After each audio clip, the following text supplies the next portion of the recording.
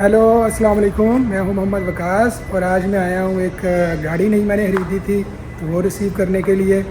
ये 2025 मॉडल है तो आए इसको चेक करते हैं। तो ये देखिए जी, ये है बेसिकली करोला 2025 मॉडल। ये 1.5 लीटर यानी कि 1500 सीसी है। सबसे बेसिक वेरिएंट है इसमें। तो बेसिकली 3 वेरिएंट होते हैं इसमें। ये सनरूफ के बगैर है। अलॉय रिम बेसिक में भी बिल्ट इन है। बाकी क्रोम इस पे नीचे लगा हुआ है जैसा कि आपको नज़र आ रहा है। ये एक दफ़ा मैं इसको चारों तरफ से आपको दिखा दूं तो फिर अंदर चलते हैं। आप देख सकते हैं कि लुक इसकी कितनी खूबसूरत है। और सबसे जो बेहतरीन चीज़ है करोला की वो यही है कि करोला की रिलायबिलिटी। साइड मिरर में भी इंडिकेटर हैं। उसके बाद फ्रंट पे प्रोजेक्टेड लैंप लगे हुए हैं। और ये करोला की अपनी जो सिग्नेचर ग्रिल है फ्रंट पे वो है। चले फिर इसके अंदर चलते हैं और चेक करते हैं।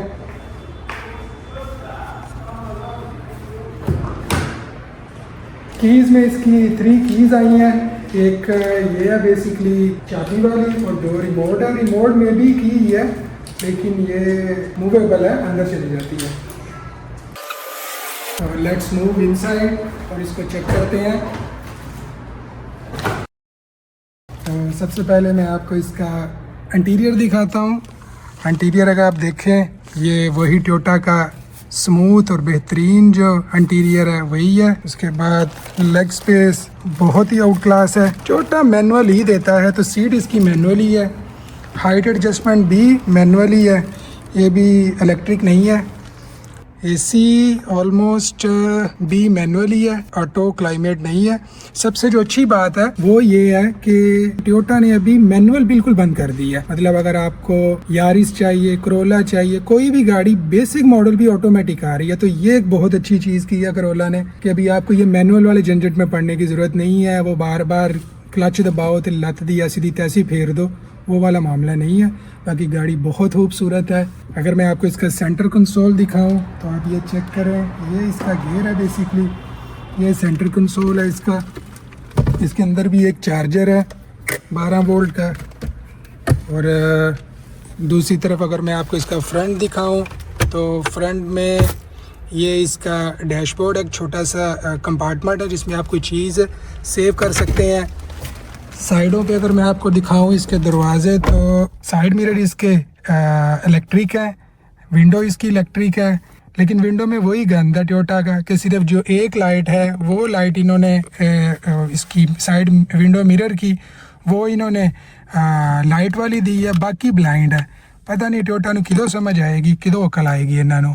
बहरहाल बाकी बड़ी खूबसूरत गाड़ी है। अभी पैसेंजर सीट भी मैनुअल ही है, इसमें भी ऐसा कुछ नहीं है कि ऑटोमेटिक है। लेकिन कुशनिंग इसकी बहुत अच्छी है। आप अगर इसमें बैठते हैं तो ये देखें, ये दोनों साइडों से आपको बड़े अच्छे से दबा लेती है। वैसे तो सीट बेल्ट बहुत ही ज़रूरी है गाड़ी चलाने के लिए, लेकिन अगर आप सीट बेल्ट यूज़ नहीं भी करते, जिसकी मैं बिल्कुल तरगीब नहीं देता, तो फिर भी ये गाड़ी बहुत आउट क्लास है। इसकी कुशनिंग सीटिंग अमेजिंग है। आपको ऐसा फील नहीं होता कि आप अगर राइट लेफ्ट पे इसको मोड़ेंगे तो ये आपको सीट से बाहर निकालेगी। ये जो साइड पे इसकी कुशनिंग हुई है, सोफ़ा कुशनिंग है ये ऑलमोस्ट, तो ये बहुत आउट क्लास है। तो अभी अगर इसमें माशाल्लाह ये इन्होंने एक चुस मारी है, ये इन्होंने एक अजीब सी हरकत की है कि इसके अंदर मिरर नहीं है। तो अगर इधर नहीं है तो डेफिनेटली इधर भी नहीं होगा। पुराने मॉडल में ये जो हैंडल थे ये फ्रंट पे सिर्फ आते थे, तो इस मॉडल में फ्रंट पे तो है, इधर नहीं है, पीछे दोनों साइडों पे है। एक दफ़ा पीछे चलते हैं, गाड़ी को एक दफ़ा देखते हैं, तो उसके बाद फिर इसको स्टार्टअप करते हैं। तो ये इसका पीछे वाला डोर ओपन हो गया। अभी मैं इसके अंदर बैठता हूँ तो लेग स्पेस चेक करते हैं कि इसकी लेग स्पेस कितनी है। मेरी हाइट जो है वो 5'6" है और ये आगे वाली सीट कंफर्टेबली पीछे हुई है। और उसके बाद भी ये इतनी ज़्यादा स्पेस है इसके अंदर, मतलब कि आप इस पर कोई भी बैठ के तंग नहीं हो सकता। पीछे वाली सीट की कुशनिंग भी बहुत अच्छी है। ये भी आप कह सकते हैं कि कंफर्टेबल है, लेकिन बुरी चीज़ फिर वही है, कहीं ना कहीं ये कुछ ना कुछ चीज़ें छोड़ देते हैं। ये दरमियान में आपको आर्म रेस्ट के लिए कोई चीज़ नहीं दी हुई। बाकी स्पीकर मुझे लग रहा है कि पीछे वाली साइडों पे भी स्पीकर हैं, क्योंकि ये इंस्टॉलेशन के लिए यूनिट तो है, लेकिन आई एम नॉट श्योर कि इसके अंदर स्पीकर होंगे या नहीं होंगे। तो ये इसका बैक से लुक है। उसके बाद पीछे चलते हैं तो डिक्की चेक करते हैं। डिक्की में आते हैं तो आप इसकी डिग्गी को रिमोट से ही बड़े आराम से क्लिक करके खोल सकते हैं। ये मुझे गलती से हॉर्न वाला बटन दब गया, तो ये अगर आप डिग्गी वाला ट्रंक वाला बटन दबाएंगे तो इसकी डिग्गी खुल जाएगी। और इसके अंदर आपको अगर आपकी गाड़ी कहीं एक्सीडेंट वगैरह हो जाती है तो उसमें रखने के लिए वो जो रिफ्लेक्टर है रोड पे वो है। उसके बाद ये एक आग बुझाने वाला सिलेंडर है, अगर खुदा न हादसा कोई हादसा हो जाता है। इसमें अगर हम देखें तो ये पंप है, ये पंप बेसिकली एयर पंप है। तो अगर आपकी गाड़ी की कहीं हवा वगैरह कम हो गई या कुछ ऐसा वैसा हो गया तो आपको फॉर टाइम भी उसी वक्त परेशान होने की ज़रूरत नहीं है। आप इमीडिएटली यहाँ से ही इसको 12 वोल्ट के चार्जर के साथ गाड़ी के अंदर ही लगा के हवा भर सकते हैं। मज़ीद देखें तो ये गाड़ी के ओरिजिनल जो साथ आते हैं वो इसके पैड्स हैं। तो अभी मैं अगर इसके अंदर मज़ीद देखूँ तो ये दरअसल एक एक्स्ट्रा टायर है, बाकी इसके स्पैनर्स वगैरह हैं। तो चलें फिर आगे चलते हैं और चल के इसको स्टार्टअप करते हैं। जो गाड़ी की सीट थी वो इतनी पीछे थी कि मेरा 5'6" हाइट है मेरी, और मैं फिर भी मुझे अभी आगे करनी पड़ेगी सीट, वरना मैं कंफर्टेबली एक्सीलेटर को प्रेस नहीं कर सकता।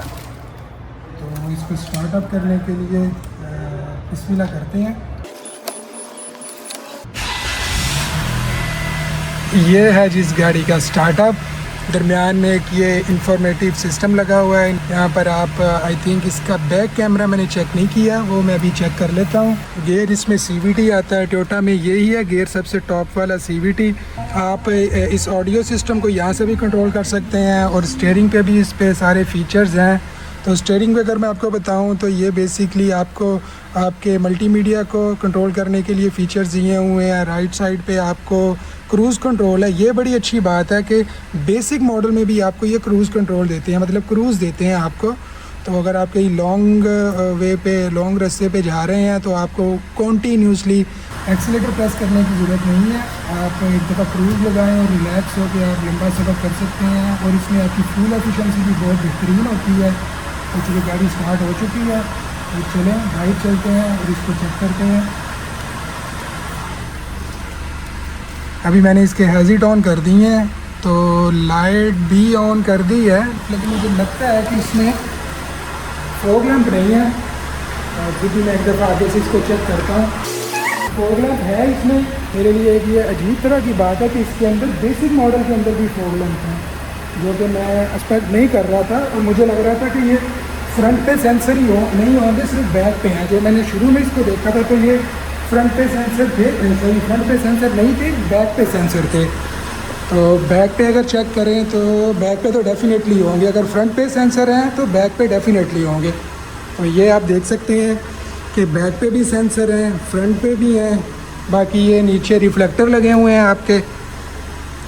प्रोफाइल साइड प्रोफाइल बहुत आउट क्लास है। मतलब मैं ये सोच रहा था कि ये सारी चीज़ें मुझे बेसिक मॉडल में नहीं मिलने वाली, लेकिन मुझे ये इस देखकर बड़ी खुशी हुई है कि ये बेसिक मॉडल में भी ये भी क्रोम जो है ये भी बेसिक मॉडल में मिल रहा है। इसके बाद ये साइड जो मिरर्स हैं ये रिट्रैक्टेबल हैं। ये आप अंदर से इनको बंद भी कर सकते हैं, लेकिन आपको इसको मैनुअली ही बंद करना पड़ेगा। इंजन की बात करूँ तो इसका इंजन 1500 सीसी है, 1.5 लीटर, जो कि इनफ है, आपको एक अच्छी फ्यूल एफिशिएंसी भी देता है।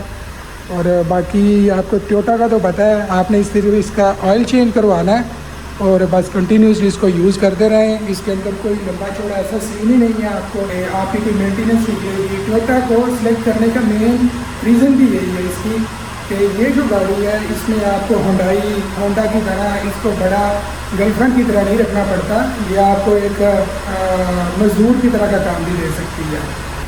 अभी अगर मैं आपको इसका इंजन दिखाऊं तो चलते हैं इसका बॉनेट ओपन करते हैं और इसका इंजन चेक करते हैं। कि ये इंजन दिखने में कैसा है। तो बोनट खोलने के लिए आपको बेसिकली ये नीचे एक बटन दिया होता है, तो आपने प्रेस करना है तो बोनट खुल जाएगा आपका। अभी आ जाए और इसका बोनट खोल के चेक करते हैं। ये देखिए जी, ये बेसिकली भी है 1.5 लीटर इंजन के साथ।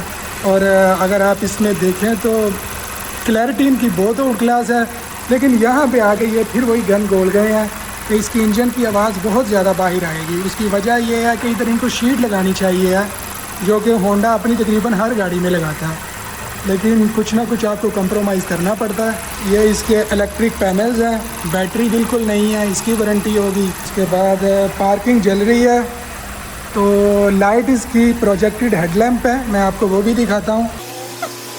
ये अगर आप देखें तो इसकी लाइट जो है ये प्रोजेक्टेड हेडलैम्प है। इसका मेन फ़ायदा ये होता है कि ये हैलोजन बल्ब की तरह साइडों पे बहुत ज़्यादा नहीं फैलते, सिर्फ फोकस वही करते हैं जहाँ पर लाइट की ज़रूरत होती है। और बैक से अगर देखें ये नीचे फॉग लैंप है, मुझे ये भी एक दफ़ा चला के देखने चाहिए, तो चले मैं इसको भी एक दफ़ा चेक करता हूँ। अच्छा, मैं सोच रहा था कि ये फॉग लैंप जो होंगे ये येलो कलर के होंगे जैसा कि गाड़ी की लाइटें हैं, हेड लाइटें, लेकिन अनएक्सपेक्टेडली फॉग लैंप जो हैं वो इन्होंने वाइट कलर के लगाए हैं, जो कि बहुत खूबसूरत लग रहे हैं। बैक प्रोफाइल एक दफ़ा देखें, बैक साइड देखें तो हेलोजन बल्ब है, एलईडी लाइट्स नहीं है इसके ऊपर। XLI 1.5 का बैज लगा हुआ है कोरोला। अगर आप इस गाड़ी की बात करें, अगर आपको इस गाड़ी के बारे में बताऊं तो ये बेसिकली CVT गियर है इसके अंदर, ऑटोमेटिक जो है ना। तो दुनिया में इस वक्त 2 गियर चल रहे हैं जो टाइप्स हैं। जापानीज़ जो है वो CVT दे रहा है और जो चाइना है वो डुअल क्लच दे रहा है। तो मेरी असेसमेंट ये है कि जो चाइना का गियर है, चाइना की गाड़ियों में गियर है, वो इससे भी ज़्यादा आप कह सकते हो कि आपको जर्क बिल्कुल भी फील नहीं होने देता। वो इतना बेहतरीन और आराम से गियर चेंज करता है, क्योंकि उसमें होता ये है कि 2 क्लच होते हैं एक टाइम पे। जैसे ही आप गाड़ी का एक्सीलेटर थ्रोटल देते हो ना, तो एक क्लच स्टैंड बाय पे होता है। तो आप समझ लो अगर एक गाड़ी के अंदर 5 गियर है ना, तो पहला, तीसरा और 5वां गियर एक क्लच पे होगा, दूसरा चौथा गियर दूसरे क्लच पे होगा। तो वो बेसिकली चाइनीज़ टेक्नोलॉजी है, ये CVT है, तो ये एक्चुअली जापानीज़ टेक्नोलॉजी है। और इसका जो मेन फ़ायदा है उसमें पहले नंबर पे ये है कि ये आपको बिल्कुल भी जर्क नहीं फील होने देता जब गियर चेंज करती है गाड़ी। और दूसरा इसमें ये होता है कि फ्यूल एफिशिएंसी बहुत आउट क्लास हो जाती है। अब मेरा ज़ाती ख्याल है, मैं चूँकि लॉन्ग रूट पे ड्राइव करता रहता हूँ, तो मेरी असेसमेंट ये है कि ये 1.5 cc गाड़ी अगर इसको मैं लॉन्ग रूट पे लेके जाता हूँ ना, तो ये मुझे मिनिमम भी 17 की एवरेज देगी क्रूज़ के ऊपर। अगर मैं इसको 140-145 पे क्रूज़ पे रख के चलाता हूँ, 17 की इजीली देगी। और अगर इसको मैं लेके जाता हूँ 120 पे, जो कि इन रोड्स पे यहाँ, क्योंकि सिटी बहुत दूर होते हैं, 500 kilometre is nothing for here, तो यहाँ पर 120 की तो आप सोचे भी ना कि आप उस पर गाड़ी चला सकते हैं। लेकिन फिर भी अगर आप 120 पे चलाते हैं ना, तो आप ये समझे कि ये आपको 20 की जो है ना वो एवरेज दे देती है। तो अभी मैं थोड़ा रोड पे भी थोड़ा ध्यान करूँ, आपसे बातें करते करते ऐसा ना हो कि नई नई गाड़ियाँ ठुक जाए। ऐसे इंश्योरेंस तो है, इसकी अच्छी बात यह है इस मुल्क की या ऐसे मुल्क की जो डेवलप कंट्री है कि इंश्योरेंस के बगैर आपकी गाड़ी रजिस्टर्ड ही नहीं होती।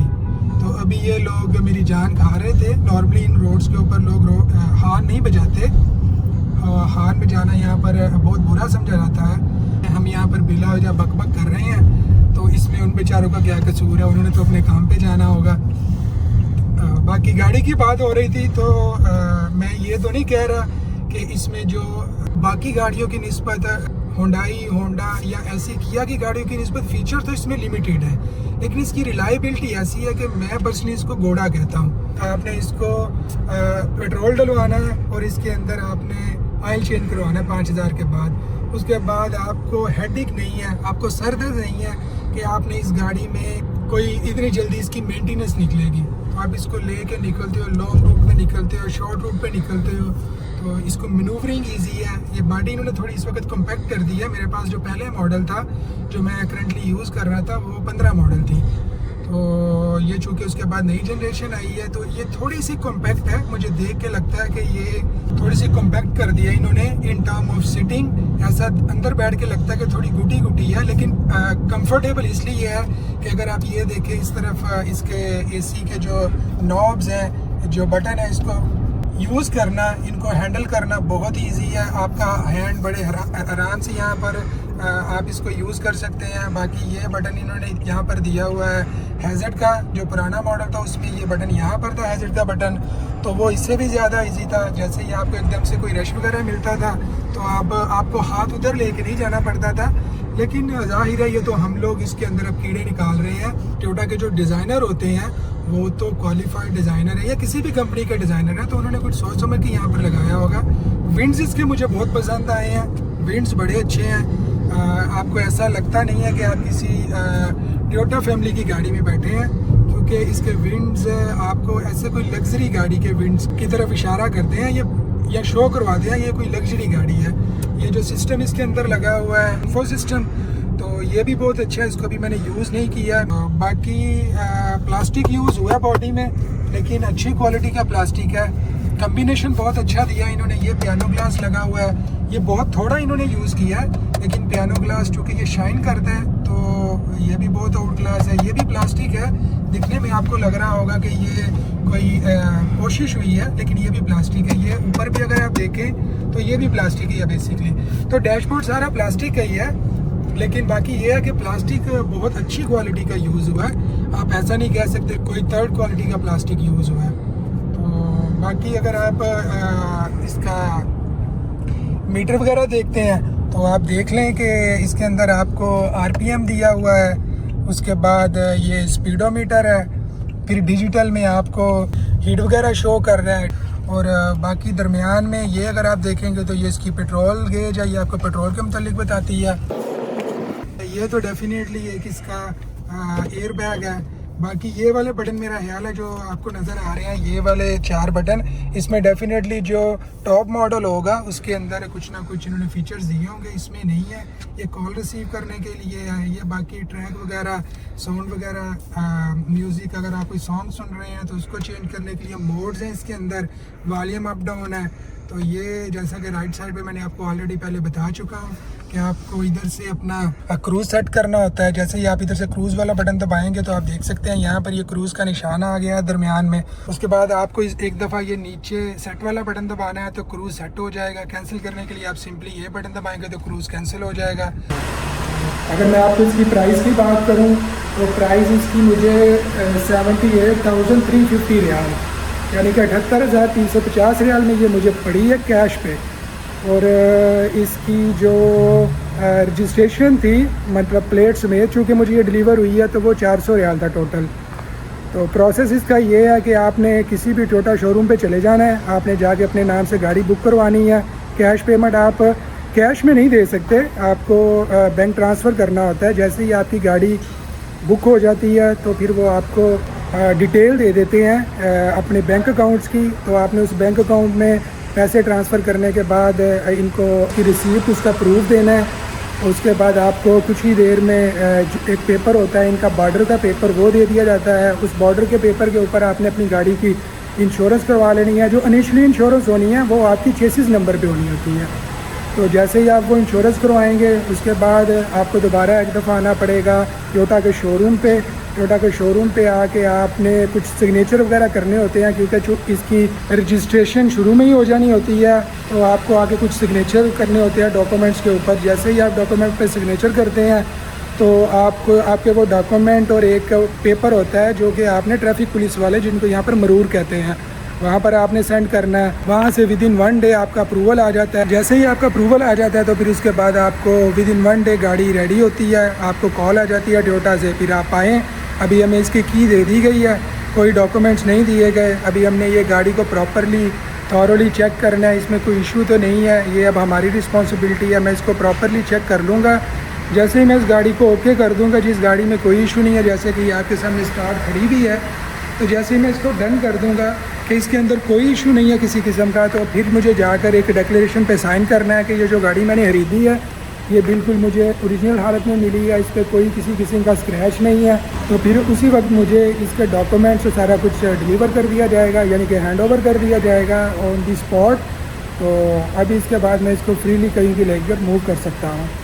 तो उम्मीद है आपको ये व्लॉग पसंद आया होगा। ये बेसिकली मैंने इसलिए बनाया कि अगर कोई लोग यहाँ पर गाड़ी खरीदना चाहते हैं और उनको इनिशियल इन्फॉर्मेशन भी नहीं है कि आपने गाड़ी किस तरह जाकर बुक करवानी है और किस तरह ख़रीदनी है, तो मैंने सोचा कि चूँकि मैं ये ख़रीद रहा हूँ तो क्यों ना मैं इस पर एक वीडियो बना दूँ ताकि आप लोग इससे कुछ इन्फॉर्मेशन ले सकें कि अगर आपने कोई गाड़ी कैश पे खरीदनी है तो आप किस तरह आसानी से इस प्रोसेस को फॉलो करके इसको खरीद सकते हैं। तो चलें अभी हम इस वीडियो को यहाँ पर ख़त्म करते हैं। तो इंशाल्लाह नेक्स्ट वीडियो में आपसे फिर मुलाकात होती है। ओके, अल्लाह हाफिज़।